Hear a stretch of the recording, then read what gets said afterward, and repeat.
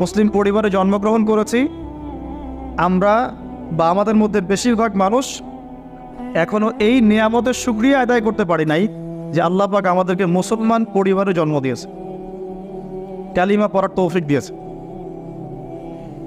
আমরা সহজে যা পেয়ে যাই তার মূল্য বুঝি না। আল্লাহ পাক যে আল্লাহ পাক কি আমাকে জিজ্ঞাসা করেছিলেন যে আবু তো আদনান তোমাকে মুসলিম বানাবো না অমুসলিম বানাবো? আপনাকে কি আল্লাহ পাক জিজ্ঞাসা করেছেন হে আব্দুর রহমান তোমাকে মুসলিম বানাবো না অমুসলিম বানাবো, তুমি কি চাও? আল্লাহ পাক আমাদেরকে জিজ্ঞাসা করেন নাই।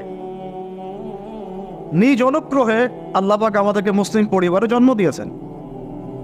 তো সেই মুসলিম পরিবারের মানুষ এখন কালিমা লা ইলাহা ইল্লাল্লাহের সঠিক মর্মও জানে না, তাওহীদও জানে না, শিরকও চিনে না, ইমানের রোকনগুলোও